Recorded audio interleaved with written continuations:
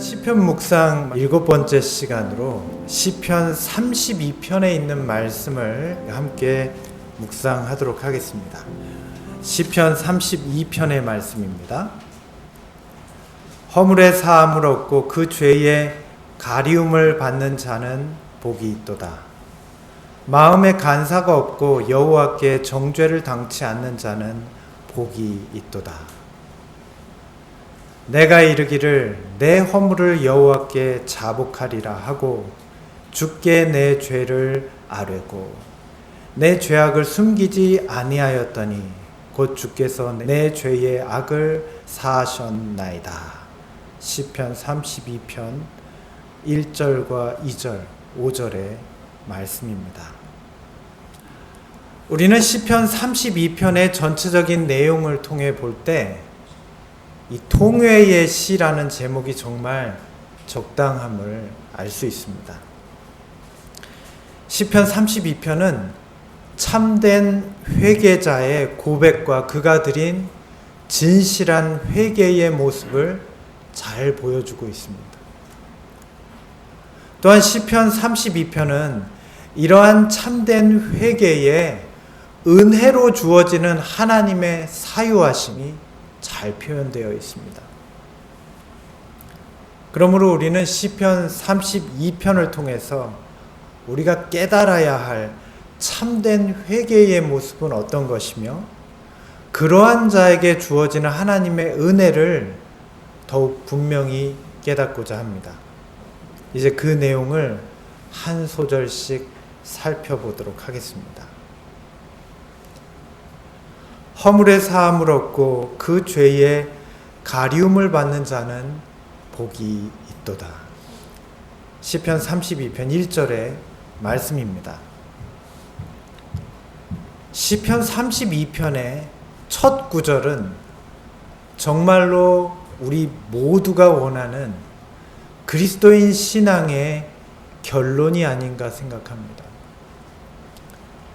저는 오늘 저와 여러분이 모두 바로 이런 복을 누리게 되기를 간절히 원합니다. 그런데 저는 이 말씀을 깊이 묵상하는 중에 이런 생각이 좀 들었습니다. 내가 바로 이런 하나님의 복을 받는 사람이 되기를 원하는 것은 매우 분명한데, 그렇다면 나는 정말 허물의 사함을 얻고 그 죄의 가리움을 받는 사람인가? 이런 생각이 들었어요.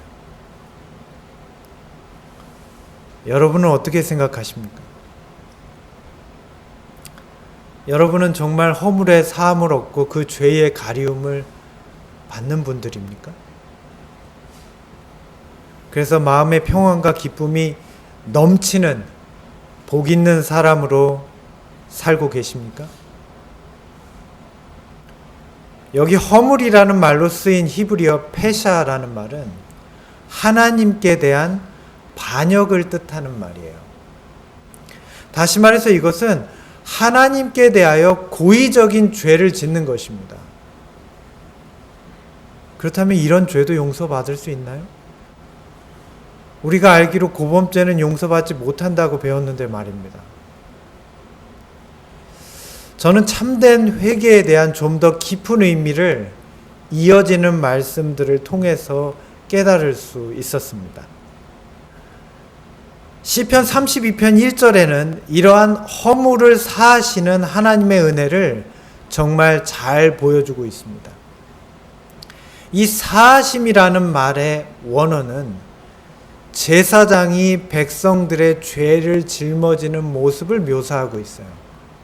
그것이 이 사하심이라는 말의 의미예요. 여기서 우리는 참된 회개로 주어지는 하나님의 은혜의 사하심이 어떤 근거로 우리에게 주어지는 것인지 깨닫게 됩니다. 이것은 바로 나의 죄를 대신 지시는 구속주를 의지하는 믿음입니다. 이것이 사하심의 의미예요. 우리는 지금까지 자주 죄를 지었습니다. 그리고 반복하여 죄를 지었습니다. 그리고 말하기를 이것은 나의 실수야. 이것은 내 육신이 연약하기 때문에 그래. 이것은 고의적인 죄가 아니야. 이렇게 말하면서 자신이 지은 죄의 중량을 좀 가볍게 해보려는 노력이 없지 않았나. 저는 돌아보면서 그런 생각을 했습니다. 정말 우리가 지었던 죄들은 모두 가벼운 죄들입니까? 정말 우리는 하나님께 고의적인 범죄, 고범죄를 짓지 않았습니까? 만약 우리가 반복해서 짓는 죄가 있다면, 내가 이미 수십 번 회개하고도 짓는 죄가 있다면, 바로 이런 죄가 내가 뻔히 알고도 반복하는 고범죄 아닙니까? 우리는 한번 깊이 생각해 볼 필요가 있습니다. 지금 우리는 참된 회개를 위해 마지막으로 주어진 은혜의 시기를 살고 있는 사람들입니다. 오늘 우리에게 있어 중요한 것은 나의 죄를 가볍게 하려는 노력이 아닙니다. 이게 중요한 게 아니에요. 오늘 우리에게 필요한 것은 참된 회개예요. 우리는 지금까지 우리의 크고 작은 죄들을 하나님께 줄줄이 나열하는 것을 죄에 대한 회개라고 생각했어요. 우리는 자주 그렇게 기도했습니다. 하나님, 저의 이런 죄를 용서해 주시고 저의 저런 죄도 용서해 주세요. 그런데 우리의 이런 기도가 정말 하나님께서 우리에게 요구하시는 참된 회개일까요? 하나님은 우리에게 이런 기도를 듣기를 원하셨던 것일까요? 많은 그리스도인들이 참회의 고백과 회개를 혼동하고 있습니다. 실상 우리가 했던 회개의 기도들은 참회의 고백에 가까워요.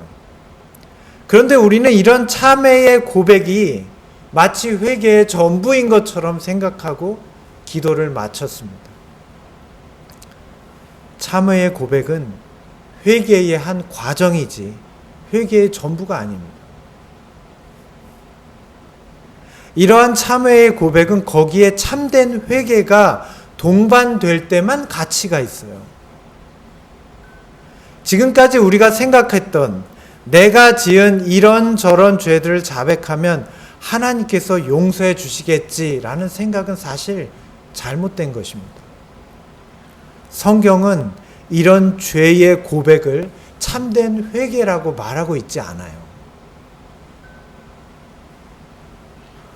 오늘 시편 32편의 시인은 자신의 중대한 죄를 고백하면서 자기의 죄를 대신 지신 구속주를 바라보았습니다. 그는 세상 죄를 지고 가시는 하나님의 독생자의 고통을 큰 슬픔으로 바라보았습니다. 왜냐하면 그분께서 지신 고통의 무게는 바로 그가 지었던 죄의 무게였기 때문이에요. 오늘 우리는 자신이 하나님께 고백한 모든 죄들이 용서받기를 바랍니다. 그러나 나의 죄를 대신 지고 고통 가운데 걸어가신 그분의 길을 따르려고 하지는 않아요. 고통은 그분의 몫이고 죄로부터의 자유만 얻으려고 하는 거예요. 그러나 여러분 기억하십시오. 하나님께서는 단지 우리의 죄들을 눈 감아주도록 그리스도께서 세상 죄를 지고 가게 하신 것이 아닙니다. 하나님께서는 이 모든 죄로부터 우리를 완전히 깨끗게 하시기 위해서 그리스도를 죄를 지고 걸어가게 하신 거예요. 오늘 이 말씀을 기억하십시오. 죄가 가려지는 것은 그것이 간과됨을 의미하는 것이 아니다. 죄가 용서되는 근거는 단 한 가지인데 그것은 곧 회개이다. 회개는 죄에 대하여 슬퍼하는 것뿐만 아니라 삶에서 죄를 제거하는 것까지도 포함한다. 이처럼 죄를 제거하는 것은 위에서 오는 능력을 힘입어서 그 영혼이 스스로 하는 행위이다.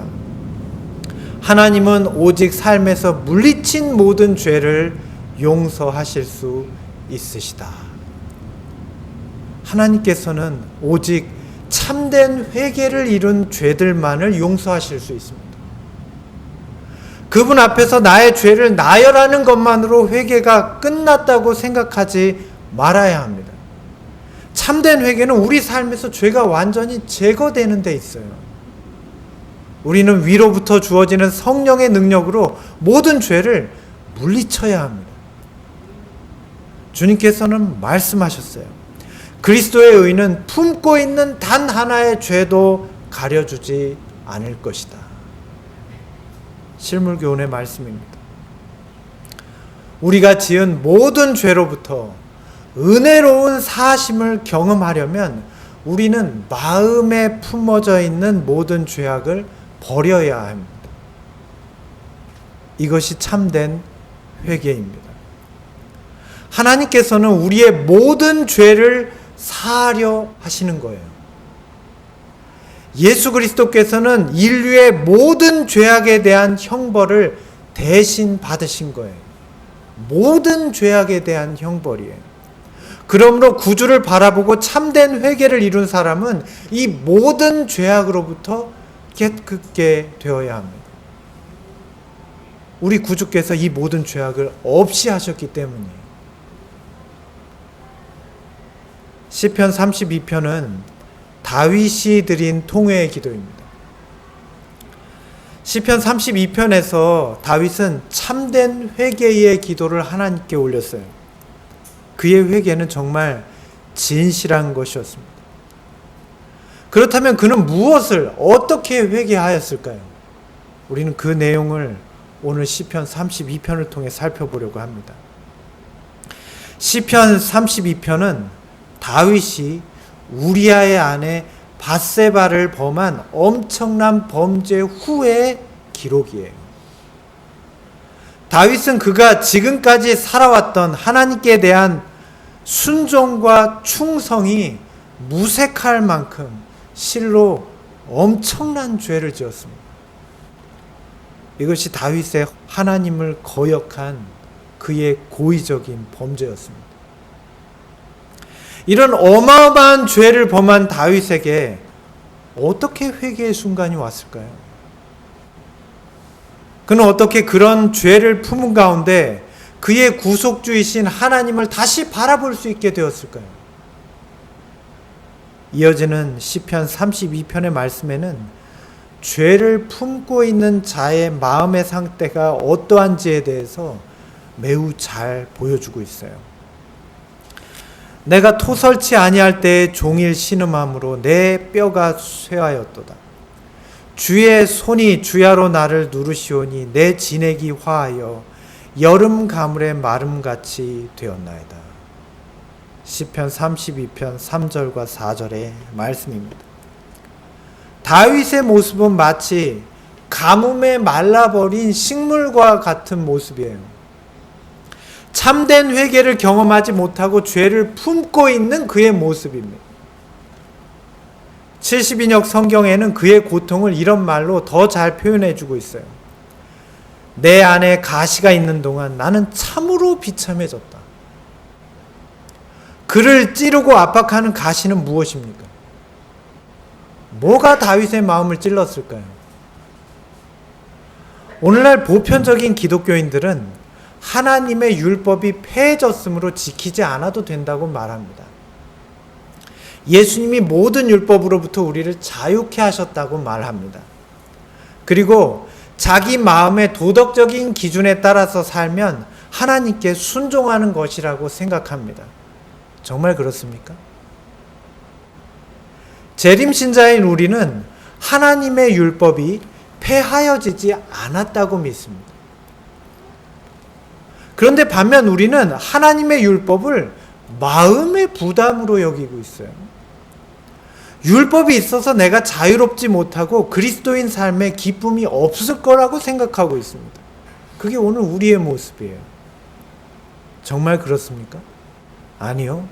그렇지 않습니다. 전혀 그렇지 않아요. 우리의 마음에 있는 부담과 괴로움은 하나님의 율법이 주는 부담과 괴로움이 아님을 잘 아셔야 합니다.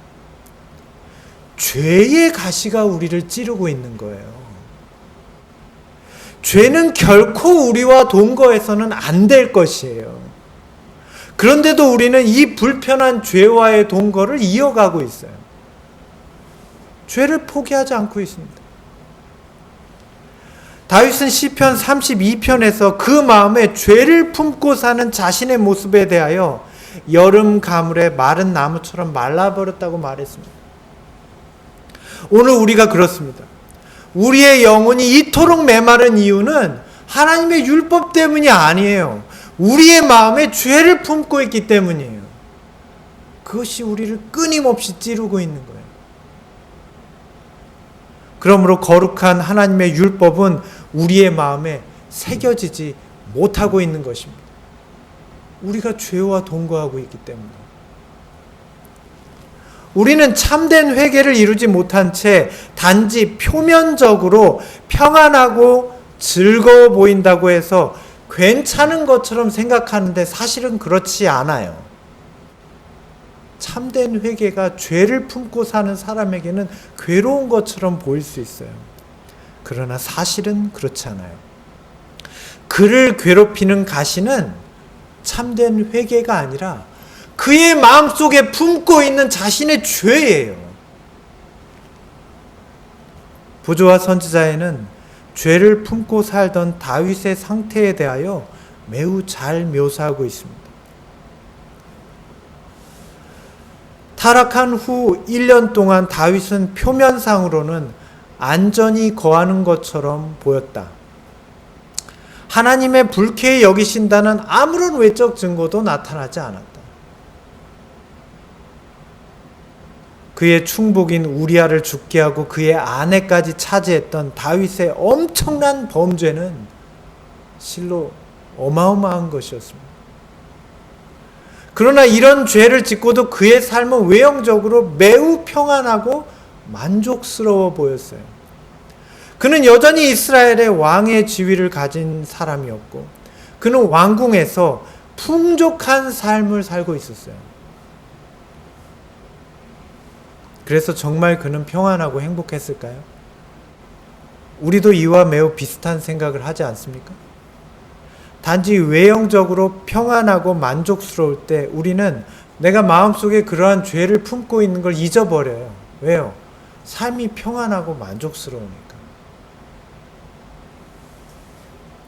당장에 자신이 누리고 있는 세상의 안락과 평안이 마치 하나님께서 주신 축복이라고 착각하면서 살아요. 마음속에 뭐가 품어져 있는데? 죄를 품고 있는데. 그런데 사실은 그렇지 않아요. 참된 회개를 이루지 못한 사람은 여전히 죄의 가시를 그 마음에 품고 있는 거예요. 이어지는 말씀은 그의 마음의 상태를 이렇게 묘사하고 있습니다. 그의 양심은 평안하지 않았다. 외형적으로는 너무나 평안해 보였어요. 그는 여전히 이스라엘의 훌륭한 왕이었고 너무나 풍족하고 만족스러운 삶이 쭉 이어지고 있었어요. 그런데 실상 그의 양심은 평안하지 않았어요.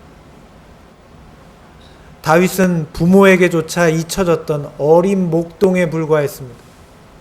그러나 그러한 가운데도 하나님과 동행함으로 마음에는 기쁨과 평안이 넘쳤습니다. 엄청난 대적 골리앗을 상대하던 순간에도 주께서 그와 함께 하심으로 그 마음에는 두려움이 없었어요. 사울에게 쫓기는 광야의 도망자였던 시절에도 그는 비록 거지처럼 살았지만 주께서 그와 함께 하신다는 확신이 평안과 기쁨으로 노래하게 했어요. 그러나 지금 다윗의 심령은 평안하지 않았습니다. 그는 왕궁에 살고 있었는데 여전히 많은 풍족함을 누리고 있었는데 죄를 품고 있는 그의 마음에는 참된 평안과 기쁨이 없었습니다. 이것이 참된 회개를 이루지 못한 사람의 모습이에요.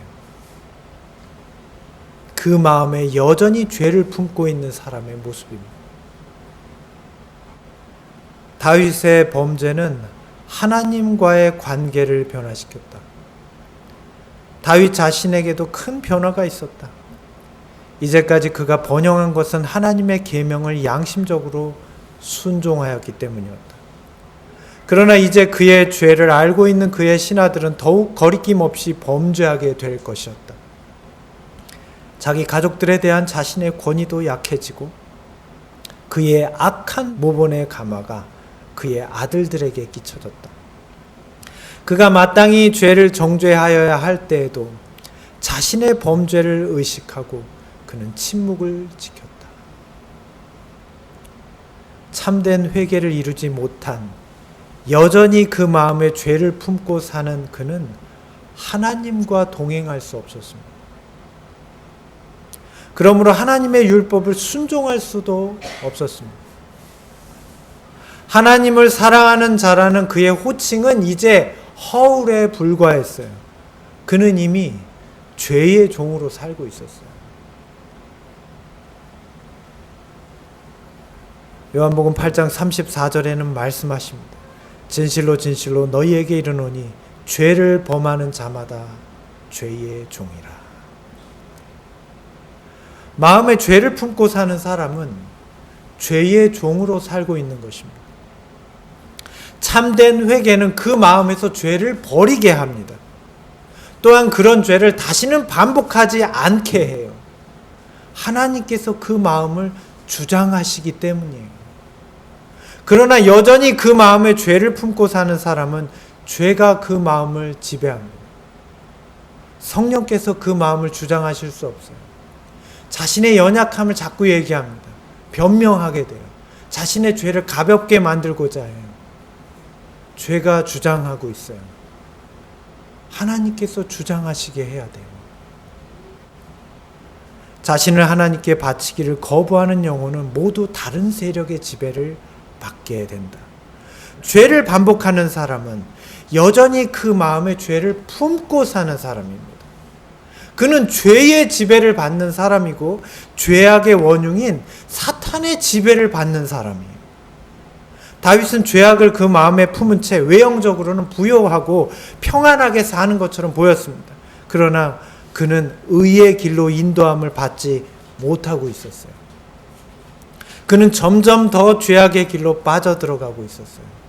성령께서 그를 인도하실 수 없었습니다. 진리의 말씀이 그를 감동케 할 수 없기 때문입니다. 죄악을 마음에 품고 있기 때문에 진리가 그 마음에 감동을 주지 못해요.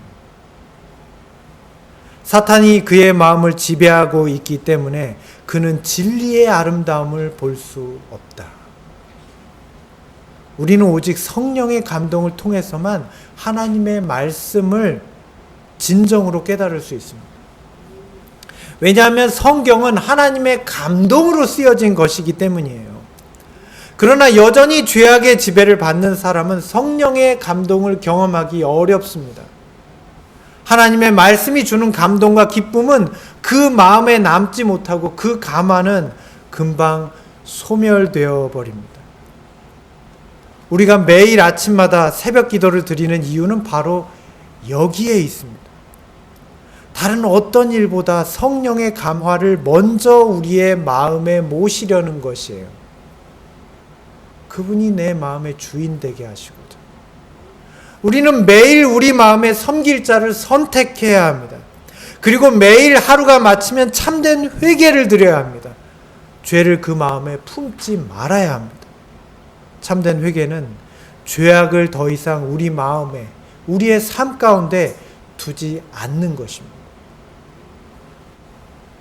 성령의 감화 아래서 누구를 섬길지 선택할 자유가 주어진다. 영혼이 그리스도에게 복종할 때 일어나는 변화 속에 가장 높은 의미의 자유가 있다. 죄를 버리는 것은 스스로가 해야 할 일이다. 우리가 성령의 임재로 그리스도를 마음의 주인으로 모시는 것은 우리의 선택입니다. 강제로 되는 게 아니에요. 내가 매일 선택해야 해요. 그 마음에서 죄악을 포기하고 성령의 임재를 경험하는 것은 스스로가 해야 할 일입니다. 이것은 누구도 대신해 줄 수 없어요. 교회에 출석하거나 예배를 드린다고 해서 죄가 저절로 버려지는 것은 아닙니다. 성령을 마음에 모셔드려야 합니다. 성령으로 그리스도께서 우리의 마음에 계시게 해야 합니다. 그때에 하나님께서 우리의 마음의 주인이 되실 수 있습니다. 그런데 이 모든 것은 우리의 마음의 모든 죄악을 버림으로써 시작돼요. 버려야 해요. 하나님은 거룩한 분이시기 때문입니다. 우리는 참된 회개를 통해서 이런 성령의 역사를 경험할 수 있습니다. 그러므로 우리는 이것을 게을리하지 말아야 해요. 우리 스스로 사탄의 지배를 벗어날 힘이 없는 것은 사실이지만 우리가 죄에서 해방되기를 바라고 그 필요를 크게 느껴 우리 밖에 있는 자신보다 더 높은 힘을 구할 때 영혼의 힘에는 성령의 거룩한 힘이 불어넣어져서 하나님의 뜻을 이루시는 의지의 지시에 순종할 수 있게 된다. 우리 스스로 사단의 지배를 벗어날 힘이 없는 것은 사실이에요. 그러나 우리는 성령의 지배를 선택할 수 있어요. 우리의 죄로부터 해방될 수 있어요. 우리가 더 높은 힘을 구할 때 하나님께서 이것을 우리에게 주신다고 오늘 말씀은 약속하고 계십니다. 이것이 참된 회개의 과정입니다. 할 수 없는 것이 아니에요. 우리가 능히 할 수 있는 일이에요. 오늘 우리에게는 이런 할 수 있음을 인정하는 믿음이 필요합니다. 이것이 참된 회개의 시작이에요. 말씀을 읽고 기도해야 합니다. 하나님을 찬양함으로 하루를 시작해야 합니다. 또한 하루를 지내는 동안 하나님의 말씀에 순종하는 삶을 살아야 합니다. 참된 회개는 이런 삶으로 우리를 나아가게 합니다. 이것이 그리스도인이 누리는 진정한 자유입니다. 인간이 자유를 누릴 수 있는 유일한 조건은 그리스도와 하나 되는 것이에요. 우리가 매일 말씀을 읽고 묵상하는 이유는 이 말씀을 통하여 진리를 깨닫게 되기 때문입니다. 우리는 이 진리를 통하여 그리스도와 함께 있을 수 있어요. 왜냐하면 주님께서 말씀하셨어요. 진리가 너희를 자유케 할 것이라. 나는 곧 진리라고 말이죠. 오늘은 우리는 이 진리를 통해서 주님과 함께 있을 수 있어요.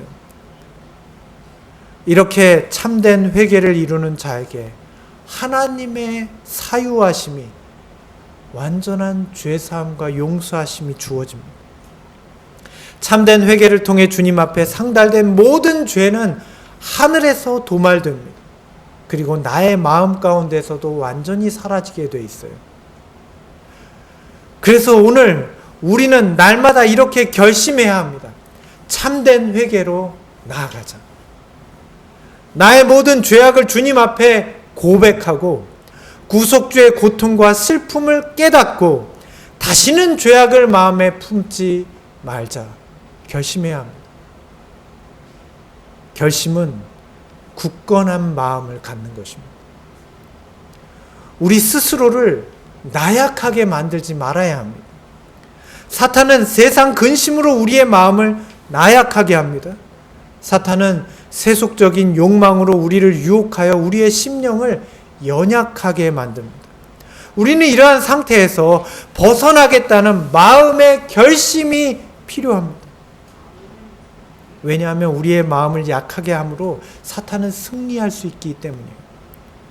마음을 약하게 하고 영혼의 자유를 파괴함으로써만 죄는 승리할 수 있다. 하나님께 대한 복종은 사람의 자아 곧 참 영광과 존엄성을 회복하는 것이다. 하나님께서는 우리를 강하게 하시는 분입니다. 여러분 이 사실을 믿으십니까? 하나님은 우리를 강하게 하시는 분이에요. 무엇으로 강하게 하실까요? 이 세상에서 가장 강력한 것은 어떤 완력이나 무기가 아니에요. 높은 지위나 어떤 세력이나 권세도 아니에요. 세상에서 가장 강력한 것은 예수 그리스도를 통해 나타난 하나님의 사랑이었습니다. 인간에게 하나님의 영광과 존귀를 회복시키는 것, 곧 우리에게 하나님의 품성이 나타나게 하는 것이 진정한 순종이라고 오늘 말씀하고 계세요. 여기 나타난 참 영광과 존엄성의 회복, 그래서 영문 표현의 노블리티와 로얄니스는 품성의 영광을 말하는 거예요. 그리스도를 마음에 모심으로 하나님의 품성이 내게서 나타나게 하는 것이 우리를 굳건하게 지키는 하나님의 백성들의 가장 강한 무기입니다. 사탄은 그러한 자를 공격할 수 없어요. 왜냐하면 그리스도가 그에게서 보여지기 때문이에요.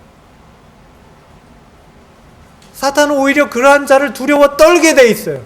왜냐하면 그리스도가 그에게서 보여지기 때문이에요. 시편 32편에서 다윗은 참된 회개를 통해 하나님께 더 가까이 나아오게 되었습니다. 그는 진정으로 자신의 죄를 미워하게 되었습니다. 자신의 죄를 변명하거나 자신의 연약함을 핑계하지 않았습니다. 또한 다시는 그러한 죄를 반복하지 않았습니다. 오직 세상 죄를 지고 가시는 그리스도를 믿음으로 바라보았습니다. 사랑하는 성도 여러분, 시편 32편이 오늘 우리의 회개의 기도가 되고 있습니까? 다윗은 오늘 우리에게 이렇게 권고하고 있어요. 너희는 무지한 말이나 노새같이 되지 말지어다. 그것들은 자갈과 굴레로 단속하지 아니하면 너희에게 가까이 오지 아니하리로다. 시편 32편 9절의 말씀이에요. 여러분, 말이나 노새는 재갈을 씌우고 고삐를 당겨야만 사람에게 가까이 옵니다. 그렇지 않으면 사람과 친해지려 하지 않아요. 자, 이 말씀으로 오늘 우리의 모습을 비춰봅니다. 우리는 왜 참된 회개로 나아가기를 주저하고 있습니까? 우리는 왜 마음의 죄악들을, 우리의 이기심을 완전히 포기하지 않으려고 하고 있죠? 오늘 우리의 모습이 주인에게 나아가지 않으려는 이 노새의 고집과 같지 않습니까? 참된 회개는 우리의 죄를 자백하고 완전히 버림으로 하나님께 더욱 가까이 나아가는 것입니다. 그분과 더욱 친밀하게 되는 것입니다. 그분의 율법에 즐겨 순종하게 되는 것입니다. 우리는 고집부리는 노새처럼 되지 말아야 합니다. 참된 회개로 하나님께 가까이 나아가는 것을 귀찮은 일로 여기거나 부담스럽게 생각하지 말아야 합니다. 이것은 잘못된 믿음이에요. 우리는 참된 회개를 할 수 있는 마지막 때에 살고 있어요. 이제 얼마 후면 이 은혜의 때가 곧 끝날 것입니다. 우리가 우리의 죄를 고백하고 마음에 품은 모든 죄를 버릴 시간은 생각보다 길지 않아요. 지금밖에 없어요. 이 시간은 우리에게 매우 소중한 시간입니다. 시편 32편에서 이렇게 참된 회개를 경험하는 자들에 관하여 말씀하고 있습니다. 마음에 간사가 없고 여호와께 정죄를 당치 않는 자는 복이 있도다. 시편 32편 2절의 말씀이에요. 참된 회개를 경험한 사람은 그 마음에 어떤 거짓도 품지 않아야 합니다. 또한 도덕적으로 비뚤어진 상태에서 벗어나야 합니다. 이러한 자에게 하나님의 은혜의 사하심이 주어집니다. 하나님은 이러한 자를 그분의 은혜로 사하셔요. 하나님은 그 죄를 그 죄인의 계정에 올리지 않으신다. 하나님은 죄를 용서하실 뿐만 아니라 진정으로 회개한 자를 마치 그가 죄를 범한 적이 전혀 없는 것처럼 받아주신다. 종료의 계단 67페이지의 말씀입니다. 이런 참된 회개를 경험한 사람에게 하나님의 완전한 사유하심이 주어지는 것입니다. 우리가 마음에 품은 죄악을 버리게 될 때, 이기적인 자아를 버리며 눈물로 오늘 하늘 지성소에 구주께 나아갈 때 주께서 우리의 모든 죄악을 도말하십니다. 오늘 우리의 상태는 어떻습니까? 우리는 참된 회개를 경험하는 사람들입니까? 오늘 증언의 말씀을 통하여 우리의 마음이 이런 참된 회개를 경험하고 있는지를 다시 한번 생각하고 묵상하는 시간 되시기를 바랍니다. 우리의 생애와 품성과 하나님께 대한 우리의 태도에 관하여 하늘의 책에는 어떻게 기록되고 있는가를 개인적으로 생각하라. 하나님께 대한 우리의 사랑이 지난해보다 커졌는가? 그리스도께서 진실로 우리의 마음 가운데 계시다면 우리는 하나님을 사랑할 것이다. 또 그분의 계명에 순종하기를 기뻐할 것이며 이러한 사랑은 계속해서 깊어지고 강건해질 것이다. 우리가 세상에 그리스도를 대표한다면 우리의 마음속과 생애의 품성은 정결할 것이며 우리의 대화에는 거룩함이 있을 것이며 우리의 마음이나 입술에는 거짓이 없을 것이다.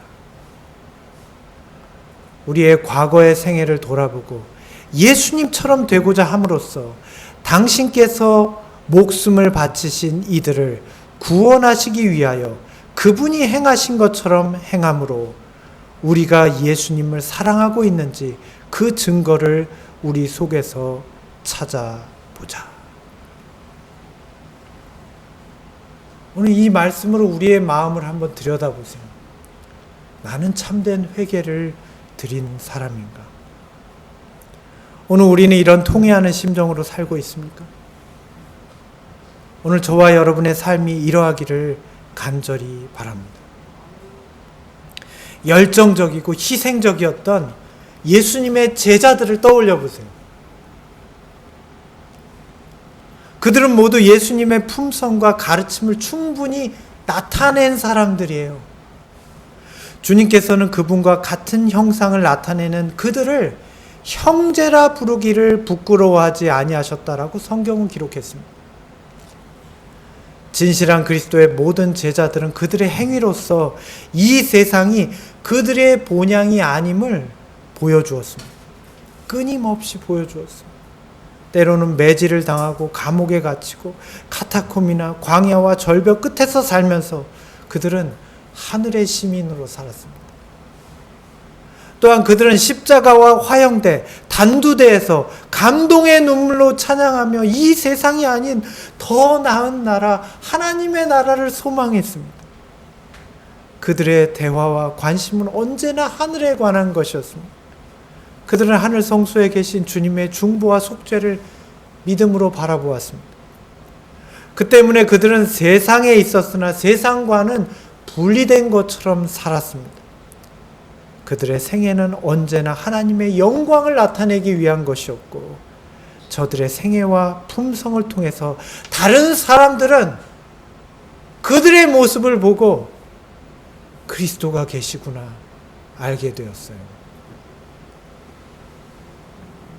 그리고 하늘 가는 밝은 길을 믿음으로 그들의 모본을 통해 따라갈 수 있었습니다. 그리스도의 생애 가운데 단 하나의 이기심을 찾을 수 없었듯이 그리스도의 제자들에게서도 어떤 이기심도 찾을 수 없었습니다. 그들에게서는 오직 주님께서 가지셨던 것과 동일한 정신이 나타났어요. 주님께서는 마지막 때를 사는 우리가 이렇게 회개하는 주님의 참 백성이 되기를 원하세요.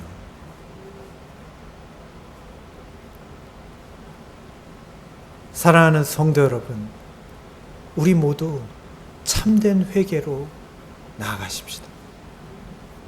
그저 멸망을 피하려는 두려움에서가 아니라 우리의 죄를 미워하고 우리의 이기적인 자아를 슬퍼함으로 주님 앞에 나아가십시오. 그리고 오직 우리를 위하여 세상 죄를 지고 가신 예수 그리스도를 믿음으로 바라보십시다.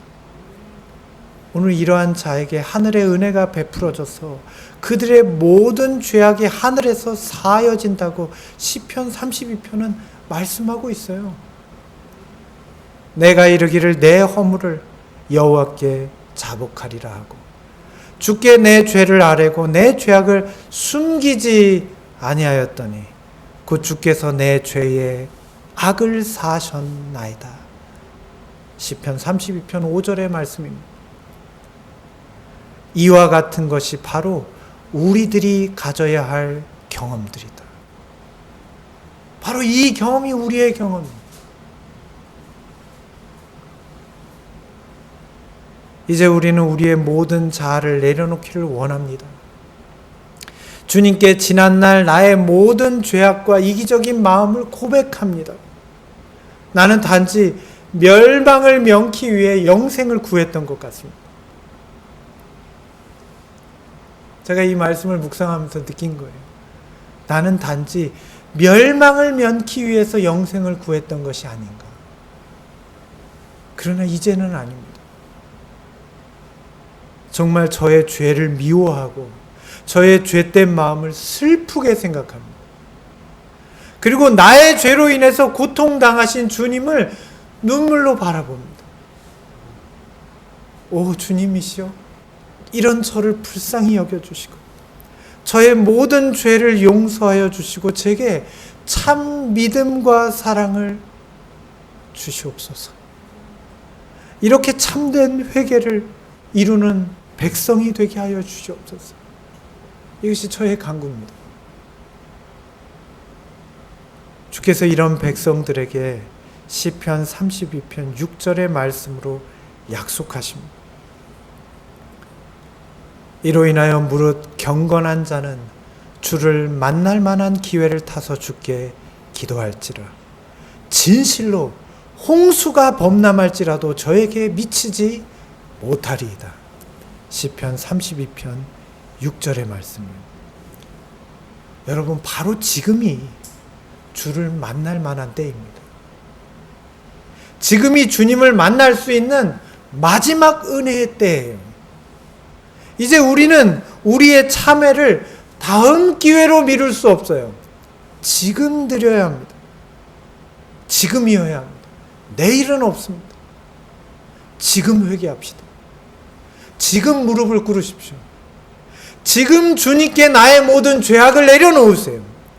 다시는 죄를 짓지 마세요. 오직 주님만 의지하십시오. 이것이 지금 우리가 드려야 될 기도예요. 인류를 위한 은혜의 시기가 끝나기 전에 죄인 개개인들은 이와 같은 경험을 해야 한다. 많은 사람들은 이렇게 생각하고 있는지도 모르겠어요. 내가 무슨 큰 죄인이라고. 그냥 세상 사람들도 다 그런데 이렇게 살다가 나중에 회개하고 용서받으면 되지. 그런데 결코 그렇지 않아요. 결코 그렇지 않아요. 지금 회개하셔야 돼요. 나중에 언제 회개할 때 오지 않아요. 지금 회개해야 돼요. 지금이 은혜의 때고 지금이 주를 만날 만한 때예요. 지금 죄를 버려야 돼요. 지금 우리의 마음의 모든 죄악이 사라져야 돼요. 이게 회개예요. 오늘이 그런 마지막 때입니다. 죄는 정말 비극적인 종말을 맞게 하는 것입니다. 지금은 별거 아닌 것처럼 보일 수 있어요. 다 이렇지. 그냥 남 안 미워하는 사람이 어디 있고, 욕 좀 안 하는 사람이 어디 있고, 비평 안 하는 사람이 어디 있고, 자기 위하지 않는 사람이 어디 있나? 아니요. 죄는 그렇지 않아요. 죄는 정말로 비극적인 종말로 우리를 인도할 거예요. 지금은 별거 아닌 것처럼 보이는 그 죄악이 나중에는 우리 영혼에 너무나 단단히 달라붙어서 결코 뗄래야 뗄 수 없는 나의 일부가 되어버려요. 나중에는 이런 죄악을 버리고픈 마음조차도 다 사라져버리게 됩니다. 특별히 오늘 이 진리를 이미 듣고 알고 있는 사람에게는 더욱 그렇습니다. 지금까지 모르셨다면 이제 안 이후에 우리는 이 말씀을 잊지 말아야 합니다. 죄를 포기하고자 하는 기본적인 욕망이 없는 상태에서는 용서는 주어지지 않는다. 만일 근본적으로 마음에 품고 있는 죄들을 포기하고자 하는 욕망이 없다면 구원에 대한 추구는 전적으로 헛된 것이다. 이 환난을 피하게 해달라는 것이 우리의 기도가 아닙니다, 여러분. 오늘 우리의 기도는 나의 마음 가운데 모든 품고 있는 죄가 버려지게 되기를 간구해야 돼요. 나의 삶에서 더 이상 주님을 아프게 하고 주님께서 모두 사하신 죄가 반복되지 않기를 기도해야 돼요.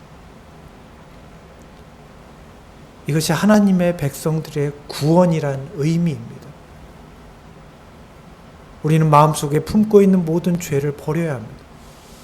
우리는 이것을 간절히 열망해야 합니다. 무엇을 위해서 열망합니까? 하나님과 영원한 완전한 하나가 되기 위해서입니다. 그분께는 조금의 오점이나 부정함이나 죄악이 없으세요. 우리는 그분과 영원히 완전히 하나 되기 위해서 우리의 품은 죄악을 버려야 합니다. 주님께서 내 마음의 주인 되시기를 원하는 모든 사람은 죄가 그 마음의 주인이 될 수 없는 것입니다.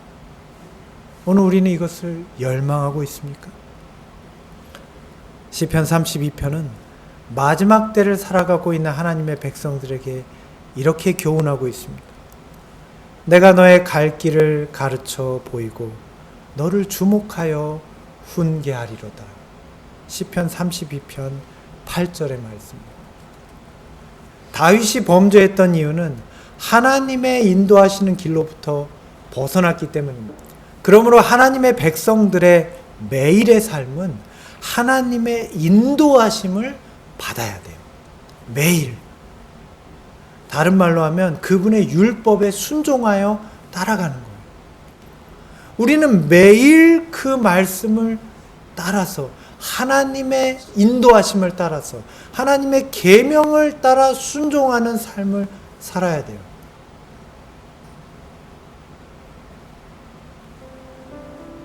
우리는 모든 일에 모든 결정에서 그분의 지시를 기다리는 것을 배워야 합니다. 그러므로 우리는 나의 주님과 함께 그 길을 걸어가야 합니다. 이 마지막 때 하나님의 백성들의 삶의 모습입니다. 우리가 주님께 순종하여 산다는 것은 바로 이렇게 사는 거예요. 내 생각, 내 결정, 말씀을 들을 때도 내 느낌을 따라서가 아니라 모든 일과 모든 결정에서 그분의 인도하심을 기다리는 걸 배우고 우리는 나의 주님과 함께 그 길을 걸어가야 해요. 매일매일 하나님께 순종하는 삶을 살기로 결심합시다. 그리고 정말 그렇게 살아갑시다. 주님께서 우리가 그렇게 살 수 있는 성령의 감동으로 우리를 매일 이끄시고 계십니다. 또한 주님께서는 그런 승리의 삶을 먼저 우리에게 보여주셨습니다. 오늘 우리는 아직 주를 만날 만한 때에 살고 있음을 너무나 감사합니다. 앞으로 홍수 같은 재난과 환난이 있다 하더라도 우리는 두렵지 않습니다. 왜냐하면 우리는 주님의 인도하심을 따라 걷고 있거든요. 이제 우리 모두는 이렇게 고백하게 되기를 간절히 소망합니다. 너희 의인들아 여호와를 기뻐하며 즐거워할지어다. 마음이 정직한 너희들아 다 즐거이 외칠지어다. 시편 32편 11절의 말씀입니다.